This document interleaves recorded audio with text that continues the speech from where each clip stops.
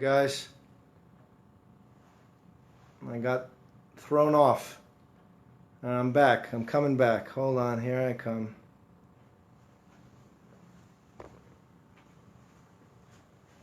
Alright, I don't know what threw me off and I don't know what was missed, but let me pick it up from where I left off. And a lot of the information is just, you already have it, most of it. And I just reiterated a lot of stuff and gave a few little side points, but you basically have the guts of this whole giving that I'm trying to do here, teaching, sharing, whatever you want to say. Okay, so now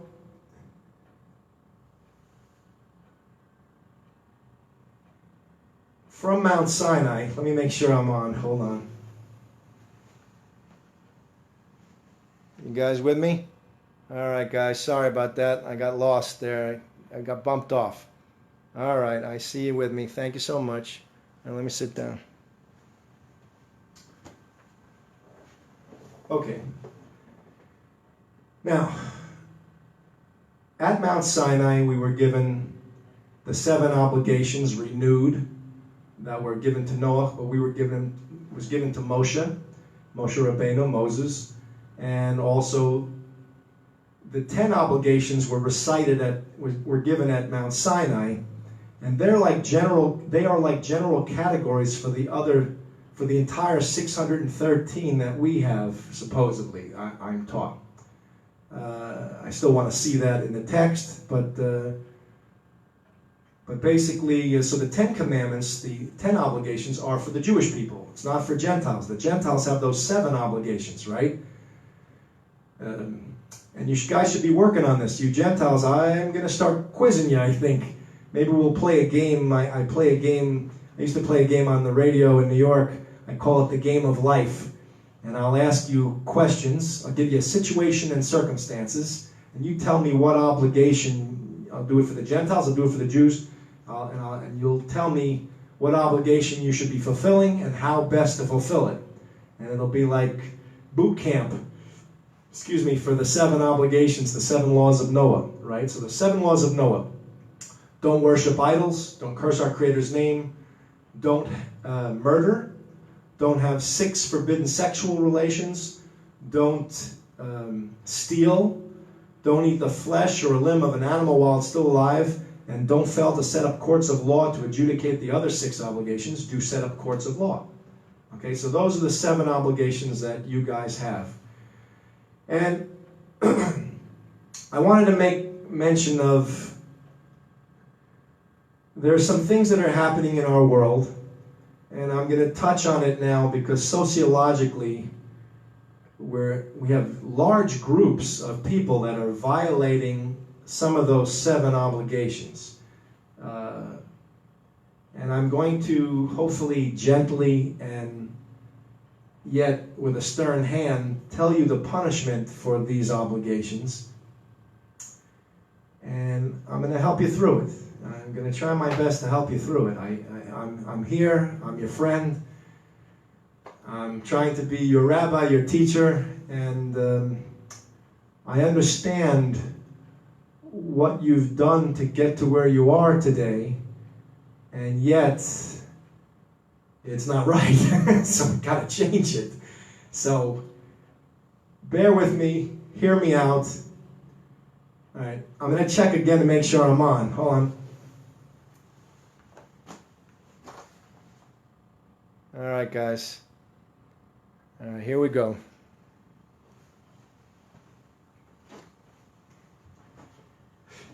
As little short round said in the I don't know if that's such an appropriate joke, but to the girl there in the Indiana Jones movie, he said, "Hold on to your potatoes, lady. We're going for a ride."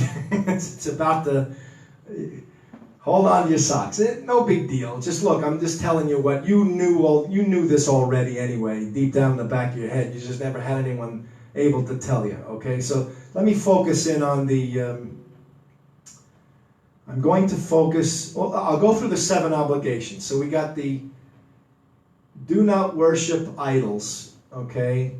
I don't think there's much idol worship in the world today. Maybe there are some things going on in certain groups. I mean, you don't want to do that, and you can't do it in the you got to check those. I wrote it out on the Facebook page there, the 7 obligations for all Gentiles. If it's done in the usual manner, you get a certain punishment. You got to be careful. I'm just touching on it here, okay? And the punishment for all these 7, for failure to do them, is basically you're chayav misa. You're obligated to the death penalty. You're liable to the death penalty. And we don't have to go into there are various types of death penalty too. And the Jewish people have basically these same obligations as well, but we have different punishments than you. And sometimes when you have death by a certain way, we have death in a different way.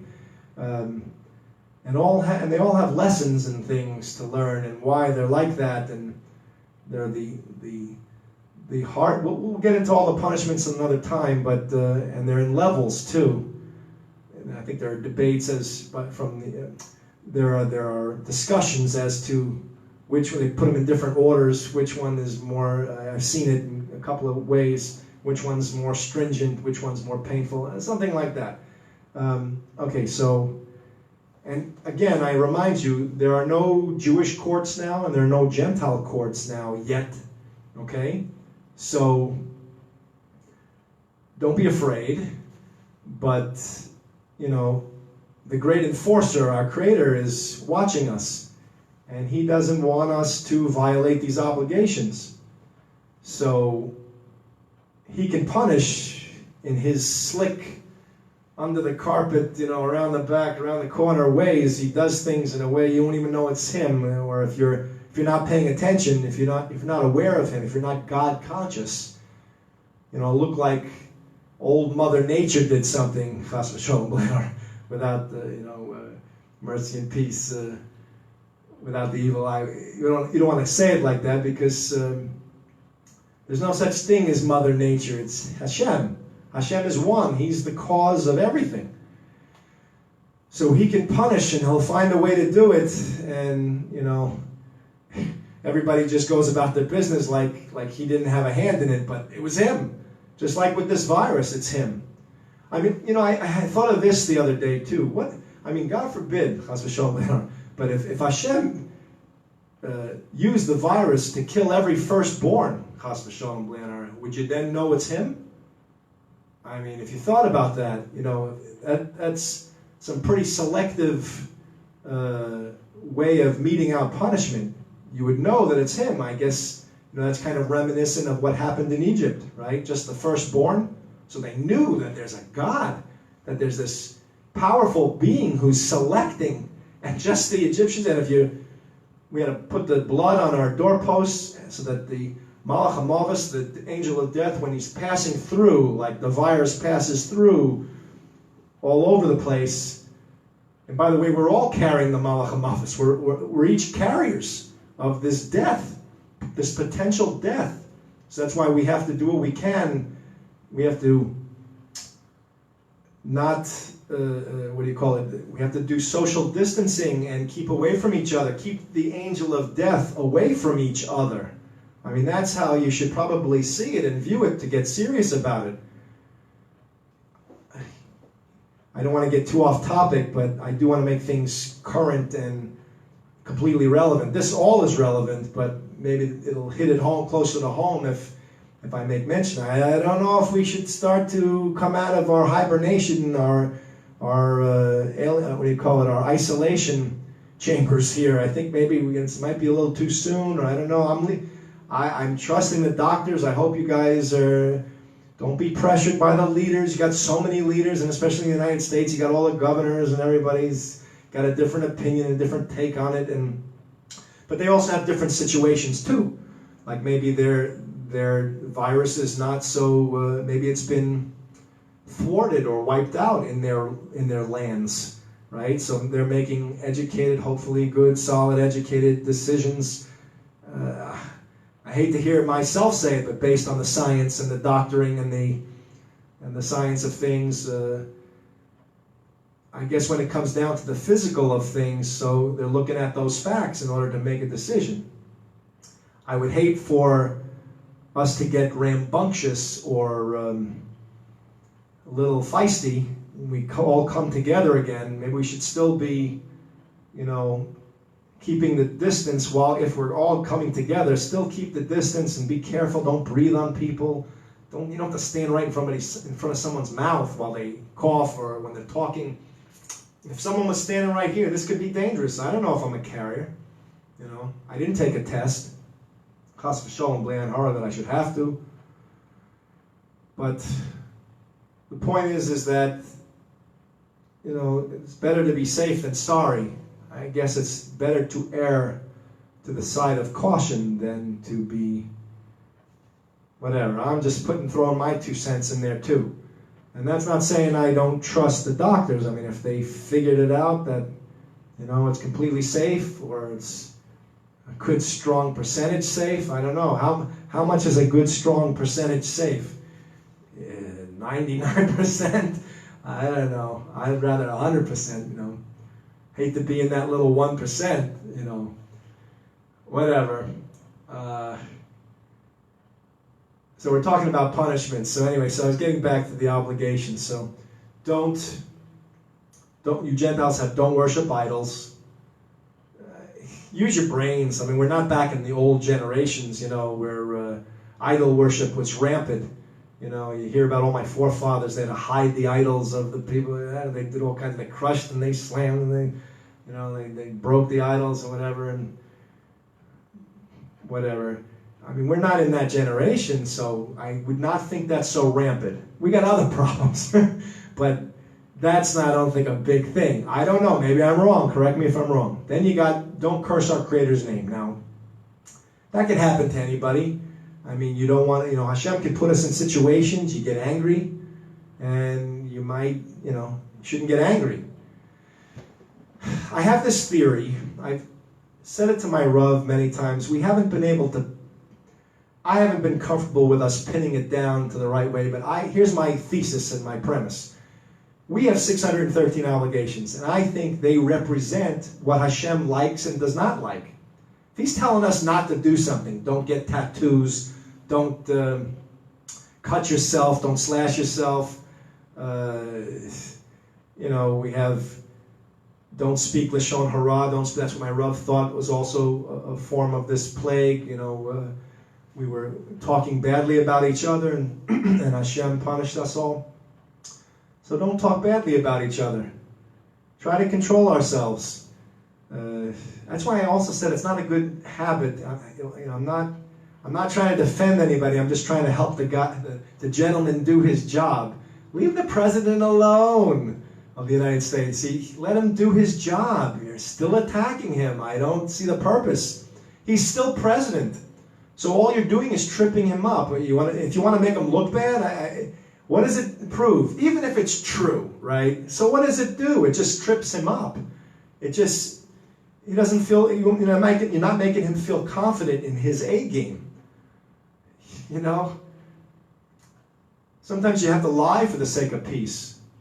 And I also think sometimes you have to, I'll extrapolate or expound. Maybe you have to lie for the sake of peace in somebody's head, and peace in the world, harmony, but also peace in someone's head. No one wants to feel like everybody hates them. Really, he just wants to be loved. And I could say this across the board, all these dictators in the world, they basically just want to be loved and appreciated, and some of them have seemingly low self-esteem, and they have to try to prove their worth by running someone else's life. It says in the Torah that the real strong person is the one that controls his own desires, right? All right, so we got to learn Torah together so that we instill those values into people's heads and hearts. But everybody just wants to be loved. You want to just be loved. So I'm trying to love you. I'm trying to give you my whole heart and also lay down the law in a very loving way. I hope it's happening. And I don't want to get any credit for anything. I'm not asking for a pat on the back or anything like that, because I want to try to give like Hashem gives. I hope you caught that in the part 1 here of this teaching, that Hashem's perfect good and He gives perfectly. So I want to give back to Him perfectly, and I want to give to you perfectly too. I don't want you... I know how it feels to give thanklessly, without thanks. I know how that feels. It's not so nice, but you rise above it, I think. And you take pleasure or self-satisfaction in not getting any pleasure, not getting any thanks. Okay. So, back to not cursing our Creator's name. So, there are certain names you're not allowed to use. Go on the Facebook page where I said the 7 obligations for all the Gentiles. I don't think I put some of them in yet. First, I'm just getting you interested in... Just completely don't curse Him. Don't use any name. And I'm bringing you to the... I got you on the target, and I got to get you on the bullseye. I got to pull you in slowly. We're 3,300 some odd years not doing this, not fulfilling the purpose of life. That's a lot of time. That's a lot of cleanup for me. I got to do a big cleanup job, So how do you come in? Do you cut the weeds first? How do you do it? So, I come into an emergency room. You doctors, I want to say thank you so much to all you guys. You doctors and first responders and people who are bringing us our food and helping us, helping the rest of us isolate. And then you guys got to go home to your families. And you're out there with the Malach HaMavis, with the angel of death. You're risking your life for us. And I thank you so much. On behalf of everybody, I thank you so much. Hashem should bless you so much. Hashem should bless you and your families, and for the self-sacrifice, all they're doing for us. We appreciate it so much. Even if we're too involved in pleasure-seeking or too selfish or too self-absorbed to think about it, I know deep down in our hearts, that's why on the news channels they constantly remind us. We need to be reminded, I think, because we take for granted stuff. I don't want no one to go to a war for me. I don't want no one to have to lay down their life for me. I want to do what's right. I want to do the right things in the world so that I don't have to force the situation. I don't have to force a situation to come about that someone else has to be forced to lay down their life for me. I don't want that. I don't want that. You shouldn't want that either. We should be fulfilling these 7 and 613 obligations. This is the truth. Oh, and I went through I told the thing that had the event at Sinai, right? And that, so we had 3 million witnesses. That's how we know this is true, okay? That's one of the main proofs. The witnesses, 3 million of them, Jewish men, women, and children, plus the Erev, the outside majority of Gentiles that were at Mount Sinai. There's like 4.5 to 7 million. So there was a whole maybe of 10 million people there at that event. So that's heavy. And then you got all kinds of circumstantial evidence and proofs. All the biblical places in the Torah are there. You can go to Machpelah Cave, you can go to the, supposedly where Rachel was turned into a pillar of salt. We have all those places. They're there. You go to Israel, you'll see them. Whatever. Did I go to Masada? I don't remember. I went to Svat. I saw where all the Kabbalists were trained and whatnot and practiced Kabbalah, whatever. But the main one that I hold on to, that I keep giving to you, is the 3 million witnesses, because that's strong. That's the power. That's the weight of this claim, right? And then and then in the Torah, so Moshe received those 7 laws that Noah had. he received them again. They were renewed for the Gentiles.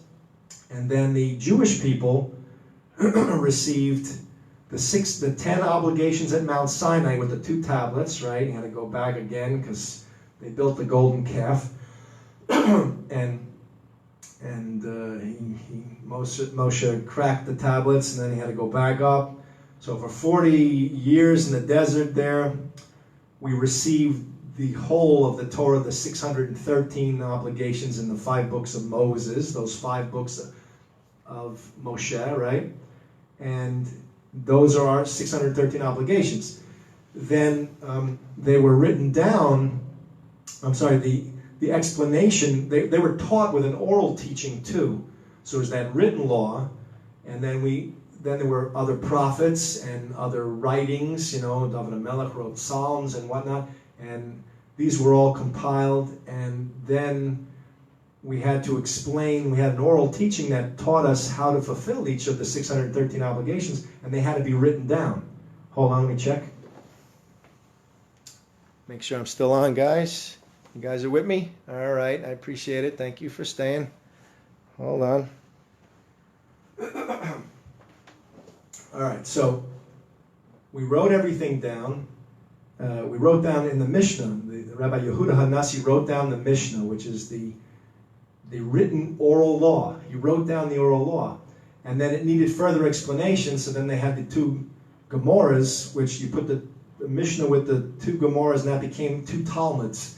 And that was then written down. And then we had codifications, like the Rambam came, and we had the Gaonim, the giants. They wrote down various Hilchos Gedolos, all these other Sforim, these books, which they're on my list to study. But the main one that I'm using now, because it's translated into English, is the Rambam's Mishneh Torah. We had the Gaonim, the Hilchos Gedolos, Psukas, Tanos, I think it was, Shiltot of Rabbi Chaim Gaon. Then you had you've got the Rif, the Rambam, the Rosh.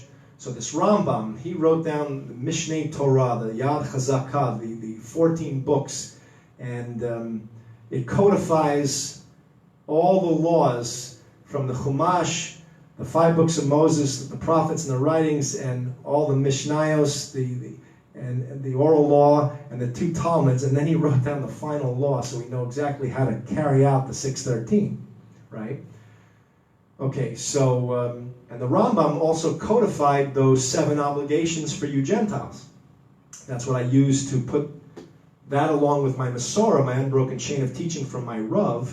I took my Rav's knowledge of the Rambam, and I wrote just a basic something to get us pulled to the truth so that we can get on the target. And then we're going to get on that bullseye. Hashem should help me, and I'll get us on the bullseye. But we got to take it easy, move slowly. But I would, right now, and I'll insert things as I think of them, I'm trying to get rid of the virus. I'm sensitive to that. We don't want anyone to die. 175,000 deaths, at least. I haven't seen the TV lately, but that's the last time I checked.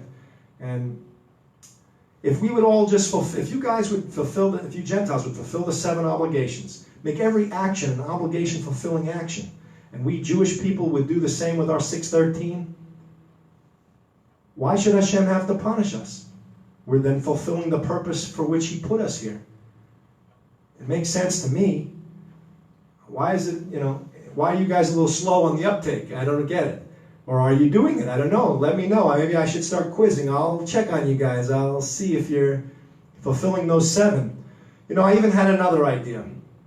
Oh, so I wanted to get you... First, let me say that. And then in the Torah, it says, in 2 places I know of right now, I've seen, in Devarim 4:2 and Devarim 13:1, it says, do not add anything to and do not delete anything from these obligations.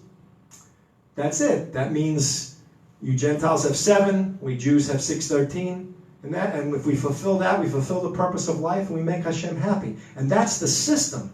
You don't want to go against the system. Now look, I apologize to you. We Jewish people have tried our best to teach you. I don't know why I'm apologizing. It takes 2 to tango. You know, excuse me for a dance reference, but you guys have to seek the truth. You Gentiles have to seek the truth. You secular Jews who are not affiliated with the Torah, you need to seek the truth.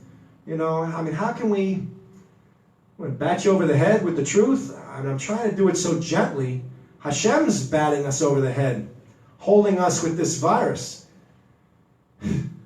Now it's a question, do we die by virus or do we die by starvation? You know, I think that's basically what's happening now in the news, because it's either people can't stand to be isolated, they got to get back to work, they got to get money so they can feed their families. So it's either die by the virus or die by starvation, because they got to have money for food. Is that what it is? Is that the two choices? So I'm saying, fulfill the obligations, and the two choices will go away. And it's worth a try, even if I was wrong, which I don't think I am. Okay, I'm just telling you, we'd still be fulfilling the purpose for which we were created, which is the right thing to do. So do it. Make every action an obligation-fulfilling action.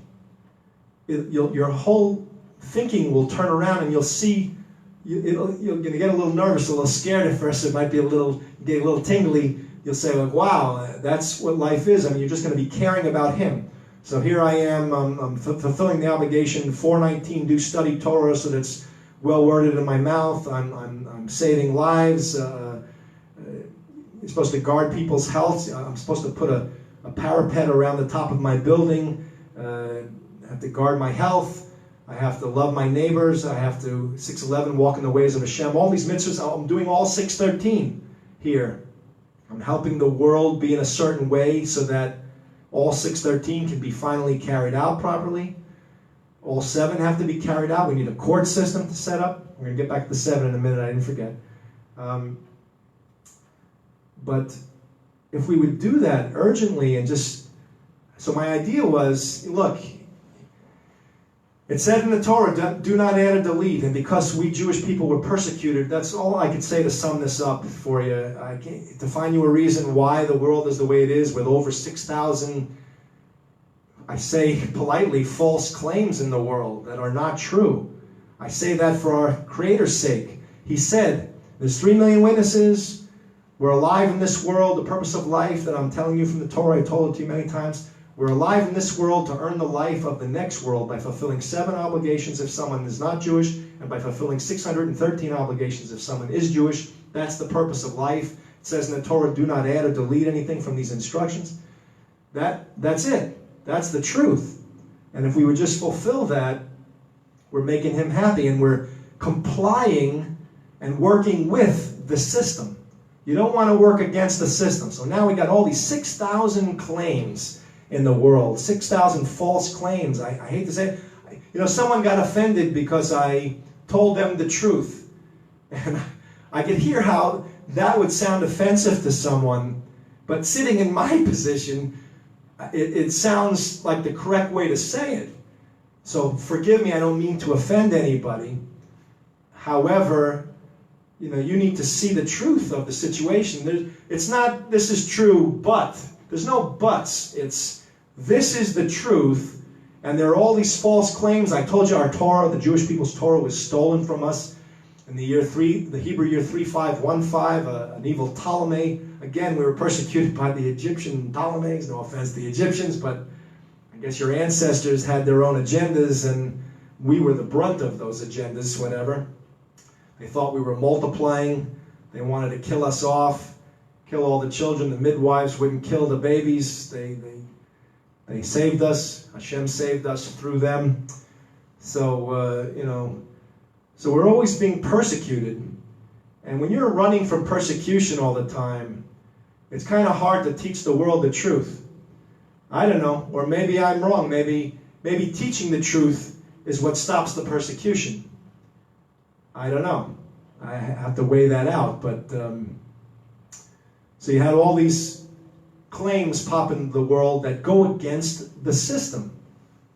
They don't comply with the system. They wipe out obligations. I went through that book of religions I had, 6,000 claims in there. I found that they fit into either one of 2 categories. Either they were trying to claim that had to do with trying to live in harmony with the reality, which which then, how can you really be in harmony with the reality if you're not fulfilling the 7 and 613, which is the system? I mean, I want to go through this teaching period that we're going through, this teaching and learning period. I don't want to mention any of those claims, ever. I don't want them to cross my lips. Hashem should help me. I don't want to have to ever mention any of them. I want to wake up from it as a bad dream. I just want to wake up and one day they'll all be gone, and we'll just be fulfilling 7 obligations and 613 obligations. And I only partially feel that way. I don't want you to feel bad. I don't want to make you feel bad. But I really don't feel comfortable saying them.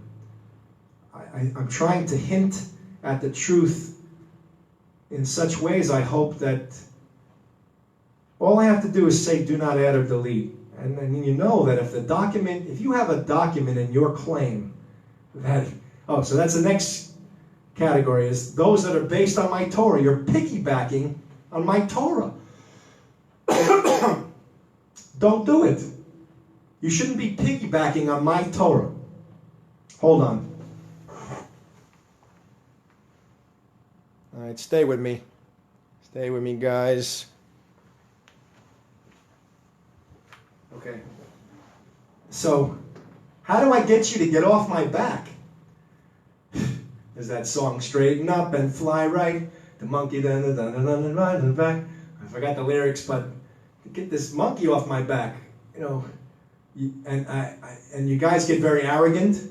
You think you know my Torah better than me. It's very insulting. It comes off very insulting. It really does. I mean, I love you and I judge you favorably. I understand why you think that way, and I blame myself. I blame us. We weren't able to teach you things, right? So, and you didn't ask though. So, and we have an obligation. We fulfilled the obligation. I don't think we did anything wrong. I'm just apologizing, and I want to get it straight. I don't feel we did anything completely wrong. Maybe we could have tried to find ways to get into your hearts and heads somehow. And I'm doing it. I'm trying. I've tried it, and I wasn't successful times before, about 10, 20 years ago. And that just silenced me because of the obligation. I know that, excuse me, we're supposed to give criticism, tochacha, to someone who we know will listen to us. But if we know that they're not going to listen to us, the obligation is do not give them tochacha, do not give them criticism, and do not set them on any path, because they're not going to listen. So we served Hashem properly. We didn't say anything. You guys should have a natural inclination to want to know the truth, and I find it kind of off-putting that you would have our Torah and not give us any credit for it, or not recognize that it's our Torah, and you probably, wouldn't it cross your mind, probably you don't think you have the right understanding of our Torah, because if we're living one way, and you're not living that way, you think you know better than us? We have an oral law, there's a whole system of how to study Torah. I told you, there's the oral law, there's grammar rules, there are derivation rules, you got to know Aramaic too, and its grammar rules to understand the Gemaras properly. Very tedious stuff, and you think you know better than us?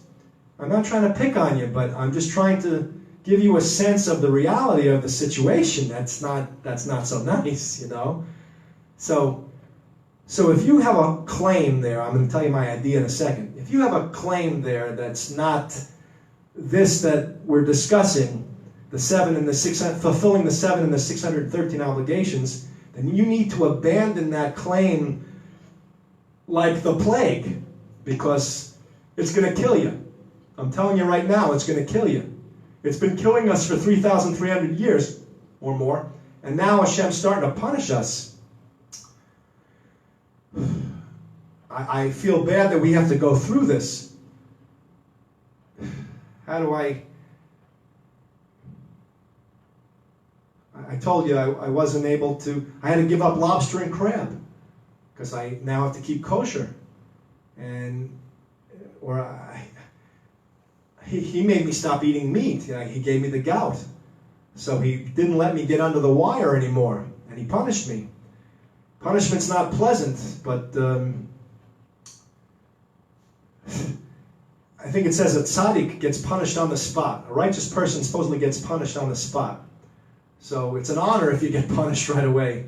Maybe we're so, there's so many ways of looking at things. Rabbis have so many insights, and they can look at something a certain way, and it will shed a new light on things, and it'll be so beautiful, and you won't judge yourself unfavorably. You'll feel good about yourself. It says in the Torah, "Aseh lecha rav," you're supposed to make for yourself a rabbi. You got to find yourself a rabbi who can guide you for the 7 obligations and the 613. And there are plenty. There are Jewish Orthodox Jewish communities all over the world, I believe, in most countries. I know there are about 261 places in the world. I counted them, 7 continents. Within those 7 continents, of course, we have bases in Antarctica, but probably no communities there, I guess, except those working on those bases. But in the other 6 continents, so you have about 261 places, countries, dependencies, and territories, and you got to have access to, and then you got the internet. So if you don't have access to an Orthodox Jewish rabbi in a community on which you could depend to help you fulfill these obligations, you got Gentile Sheva mitzvahs b'nei Noach, the b'nei Noach. Sheva mitzvot, the 7 laws, its obligations of B'nai Noach, of the children of Noach. Look up b'nai-noah.net or .org or something online, and you'll find groups that fulfill these obligations. What are you waiting for? Don't waste time. Do it. Do it. Do it. All right, so I'm continuing with the 7 obligations. So we said don't curse our Creator's name, don't murder. So if I didn't put any details on those 7 for you, so if you feel you're missing details, good. Be broader in your fulfillment of them.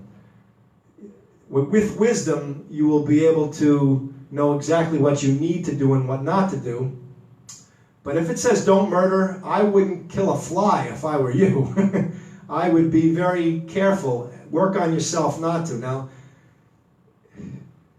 if I'm the posek on duty, the posek in training on duty, I guess if it's between you and if it's self-defense or something, try again to have a good heart. I don't want to give you loopholes and you say, Larry told me to do this, or Rabbi Eliezer, Karp said to do this, but I mean, I'm learning from, I knew these things before, but just to hear someone say it, one of the governors, says the buck stops here. He takes responsibility. So I guess if I'm on duty here, so you can depend on me. If I told you to protect yourself for self-defense, try not to kill somebody. But if they're coming at you, it says in the Torah to try to maim somebody first. If you could have maimed them, stop their limbs from advancing at you, do that, because you could be held responsible. I think I put there, read what I wrote there. If you have questions, send it to me, and then I'll try to get you a good, solid answer. But it's, again, better to err on the side of caution, right? You don't want to murder anybody. Then we have, do not have the 6 forbidden sexual relations. So a Gentile male is not allowed to be with his mother, his father's wife, a married woman. Can you imagine if nobody would mess around with anybody's wife, how beautiful civilization would be? I mean, it's bad enough people steal people's property, but to take someone's wife, it's you're crossing a big line there. There's a lot of emotions involved, there's trust between the 2 people, and you're breaking up a marriage. That's not a good thing. So, read what I wrote there. The Rambam, I just pretty much told what the Rambam said. I did kind of say it in a way I think that would be applicable to our times. I tried to word it. Sometimes I try to make sure the tense is good, like the third person or the first person. I try to say it like the don't do this or else I could get punished kind of a thing. So you think of it in the first person. I don't know if I did that there. I may change them later on. I was thinking about doing it if I didn't do it already. So don't be with a married woman, mother, father's wife, married woman, a maternal sister. You're not allowed to be with your maternal sister. Gentile males are not allowed to be with your maternal sister, a sister that comes from your mother, right? Then it said not to be with a Gentile male is not to be with a male or an animal. Now, I wanted to comment on this area because I know this is an area where we have some trouble. We have some problems. We have some trouble. We have some challenges. No one sat down and, I guess, made these laws so prevalent in your minds. You think we could just do whatever we want, and we can't. And it's all tied in why I told you about the why Hashem made the world and how He's pure good and how the system is such that you don't want to get pleasure. You want to try to avoid pleasure at all costs. You know, by the way, when you have pleasure, I'm sure I could find things in the Torah to back me on this. I've seen things here and there, but Hashem always then balances you out with some suffering or something. So you never really get the pleasure really well. Hold on, I'm going to check. Make sure I'm on here, guys. You with me? All right, I'm here. So pleasure seeking is bad. And now, we also have obligations. You're not supposed to spill seed. So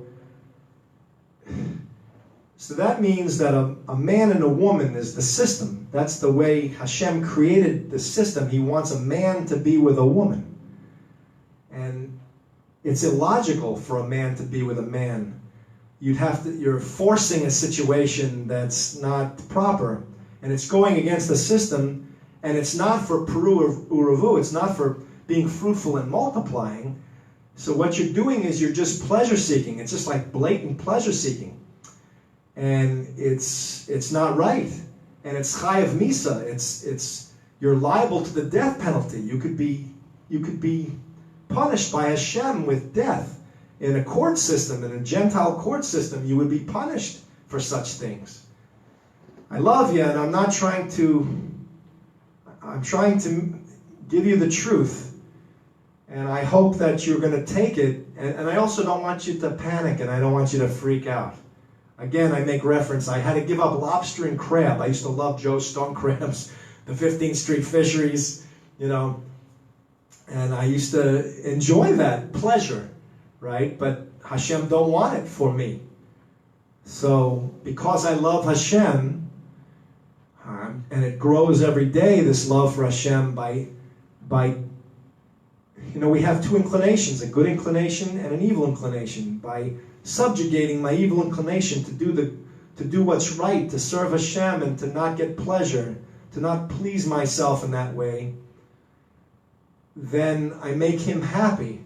And He knows what you're going through. He knows what you would be giving up. I know a lot of you have started families and built societies on violating this obligation. Can you imagine what would come next? What if people just say, you know what, I think I want to date sheep, or I want to get married to a goat. I mean, this is where that would be the next step. They're already biting off the heads of live birds and stuff. What if they say, you know what, I want to date a llama. I want to just, and they get married and stuff. Well, who says it's wrong? That's what they'll say. Well, I'm telling you who said it's wrong. Hashem says it's wrong in the Torah. We Jewish people are supposed to be a light unto the nations, and we're supposed to tell you that it's wrong. He does not want us to do that. And stop piggybacking on our Torah. You take our Torah, and everything has benefits. Look, the Rambam even said, with the rise of certain other claims in the world, so people became more God conscious. Okay? But it's still the wrong claims. You still have 7 and 613 obligations, whether you like it or not. So cling to those 7 and 613 and do them. I'll say this. Like I could sit with my Gentile male friends here and talk and tell you, if I'm just talking to you as a friend, even as a rabbi or teacher, I could say to you, don't feel bad. So you spent time thinking how it is to be a woman. Someone has to be on the receiving end of that. I don't want to be graphic, but, you know, so you understand and what women go through. So, all right, so you were put in those trenches. I had to go to secular schools, you know, and I was amongst women. And probably if I had been raised Orthodox, that would not have been the situation. I would have gone to a yeshiva and with other men. And, you know, and sometimes, chas v'sholom, b'lei hara in the yeshivas, some of these problems creep up. You see, you know, all the men are only, I don't know how, maybe when I have to make a posek decision on something, you know, if men don't know how to treat women, if they're not around women to understand them, I think I learned so much from my women colleagues. I think about women and what they need and how they're sensitive to certain things. And so don't feel bad and don't blame yourself. You didn't know any better. If I were your lawyer, that's what I would say would be your defense. Okay, you didn't know any better. All right, so I'm going to run through a couple of these things. You got homosexuality, you got lesbianism, cross-dressing. Okay, so homosexuality you're certainly punished for. That's chayiv misa, that's the death penalty. Lesbianism, I was told by my Rav that it's not in the spirit of the law. It goes against the system. Again, it's pleasure-seeking. It's not being fruitful and multiplying. It's going against the system. So you're not punished for it, but it's not looked upon from Hashem's eyes in a good way. And it also says in the psukim, I looked in the Torah, in the sentences in the Torah, it says it's an abomination, homosexuality. It also says, it also makes mention of the, I was looking at the obligations we have, the Jewish people have for, we have more obligations when it comes to sexual laws. And it says, that's your mother, she's your mother. Hashem makes a point of saying, that's your kin, that's your blood, sort of a kind of a thing.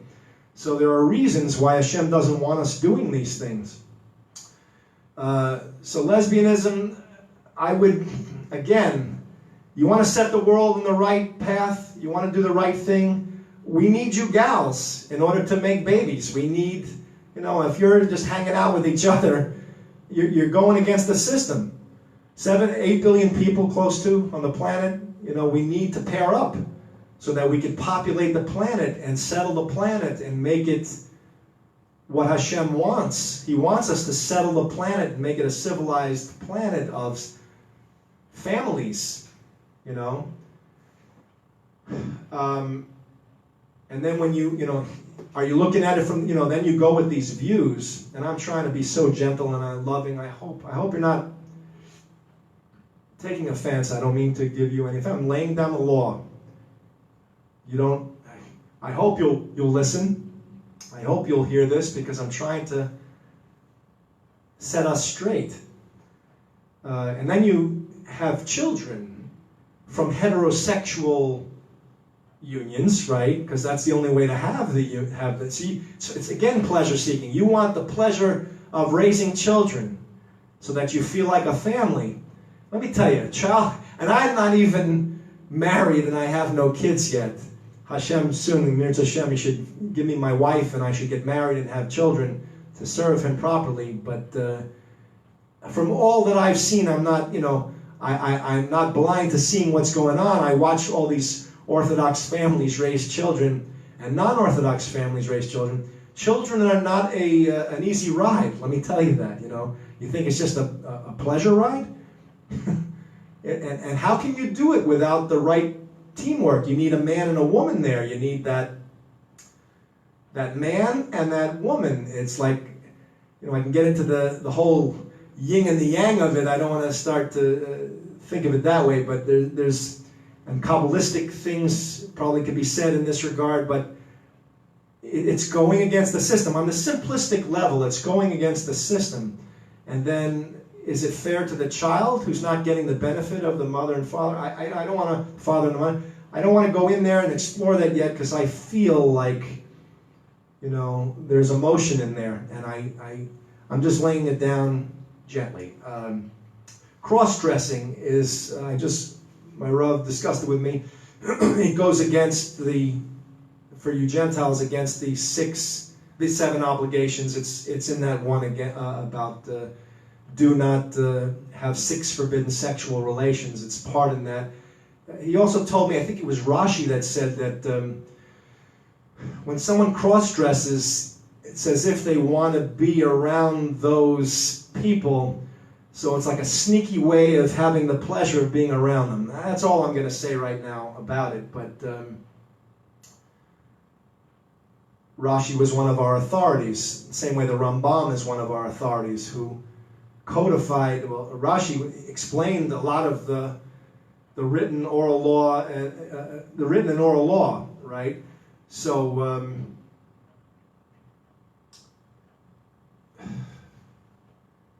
so cross-dressing is not good. Now, we Jews have 2 specific obligations. Jewish men are not allowed to, do not wear women's clothing. Jewish women do not wear men's clothing. These are obligations, specific obligations that we Jews have. Okay, then there's this other group. Now it gets a little tricky. Those things are by choice, but this one is by birth. Hermaphrodites. There are certain individuals that Hashem has created that have ambiguous gender, and you do not know whether they are male or female. Now, I discussed this with my Rav. He said he's dealt with a lot of these questions. His grandfather, Rav Moshe Feinstein, has dealt with a lot of these questions. My Rav's father, who's also a posek on medical issues, has dealt with these questions. And there's no one answer. It depends on the situation and the circumstances. So if someone has a situation like that, again, I say to you, find an Orthodox rabbi in your nearby, in a community nearby, to guide you. If you have questions, call it to my attention in a way that I can answer it. I've been trying to communicate more with you guys, but I'm getting better at it. I just have to get used to some things first. Maybe then I'll open up Messenger a little more, Facebook Messenger. But if you have a question, I mean, ask it maybe if you can ask it in a general way, maybe so that I can answer it for everybody. So put it in the places where, under the 7 obligations or the 613, put it in the comment section and I'll get you an answer. So he did say to me, my Rav, that maybe surgery would be an option for someone who's an hermaphrodite, someone with mixed, ambiguous gender, but we have to discuss it, and I'm also a naturalist. What kind of Rabbi Posek I hope to be is someone who's very natural, osteopathic, very.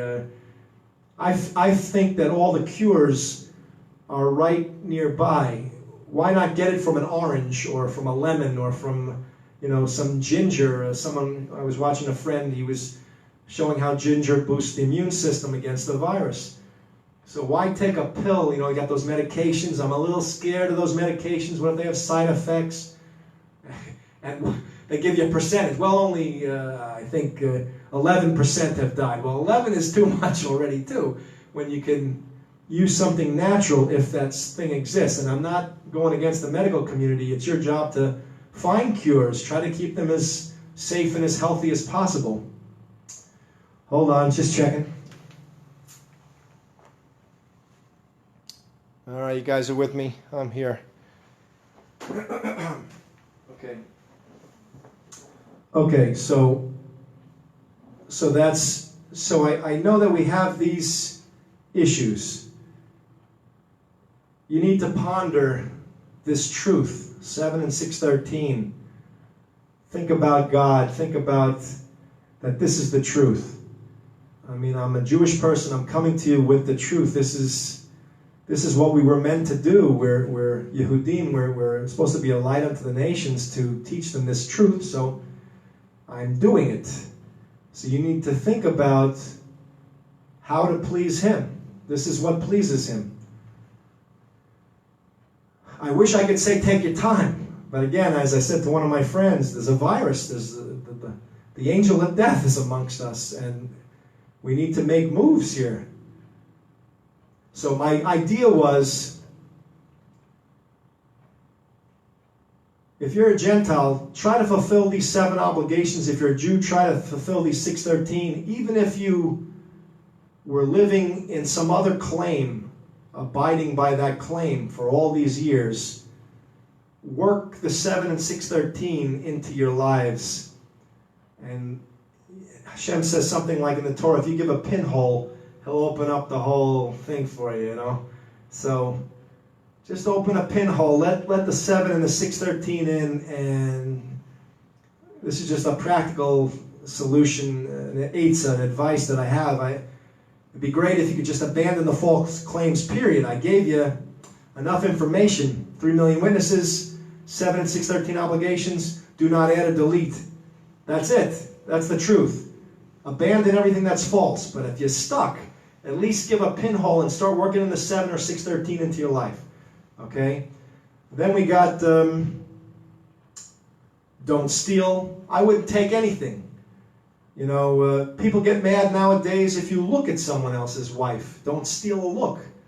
Maybe that's getting a little too, you know, and you women dress nicely, put some clothes on, you know, dress tzniut, dress modestly. Don't be immodest because it tempts people to look, and then you can have problems. But maybe I don't want to go that far with the stealing, but I'm just saying how you can stretch these obligations to cover how much of a tzaddik, how much of a righteous person you want to be. You know, you know the letter of the law, and you know the spirit of the law, and you kind of gauge yourself. Use your best judgment. You know, don't get into trouble. And if something's too hard, if it's not the letter of the law, and you're just really trying to, like what I just said, maybe, you know, that might not be possible. But you know, you got to know yourself, know thyself, so that you know how much you can handle as you're coming into things. I'm going to say a few more things, and then I'm going to call it quits for tonight for the first session here. I'll just go through these 7 for the Gentiles. So don't steal anything. Then, not even a pruta. You're not supposed to steal a nickel. I was told by my Rav, a pruta is a nickel. So I get very uncomfortable. There's a thing that says that we can go into a base medrash, a house of study, and I could take someone's book or something, or if I'm in someone's house, I could look at their book. I don't like to look at someone's books in their house. It's like, what if I see something they don't want me to see or something? I try to be careful of that too. So that gets you. That's how you're supposed to think and train yourself to be more and more righteous, and then you become saintly, and then you become holy, and then you become immortal, right? So, all right, so don't steal. Then don't eat the flesh or a limb of an animal while it's still alive. You know, I've been thinking lately, you know, we have cats. My mom's got a bunch of cats, and inside and outside.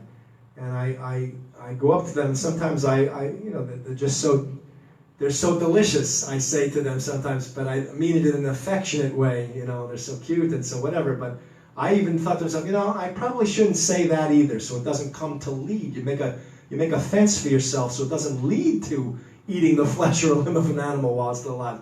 Get the thoughts and the words, get the thoughts, the feelings, the words, and the actions out of your system, so you don't even approach transgressing an obligation. And then the last one for you Gentiles is don't fail to set up courts of law. Do set up courts of law. So some steps have to happen, I guess, for that to happen, right? First, if we all get on the same page with the other 6, it's don't fail to set up courts of law to adjudicate the other 6 obligations. Do set up courts of law to adjudicate those other 6 obligations. So let's get on the page, the same page, fulfilling these 6, and then it'll push us. You'll want to set up courts of law to mete out justice. I think, at this point. If I have any other ideas, I'll let you know. All right, that is it for tonight, I think. Thank you guys for being with me and for opening your ears to hear this truth, the truth. And let's make our Creator proud of us. Let's make Him happy. Let's finally enable him to bestow that perfect gift of good that he wants to bestow upon us, but we have to earn it by selflessly giving our free will to him and choosing to fulfill these obligations, even though he gave us desires that want to pull us elsewhere. We choose to fulfill these obligations out of love for him, because we want to give our Creator, as we are creations, we want to give our Creator the ability to bestow that good and to be himself. The way he becomes, he's able to be himself completely is if he has 8 billion or so people who have earned that bestowal. So let's earn that bestowal of him and make him happy and proud. I love you. Until next week, I guess, God willing, I'll see you.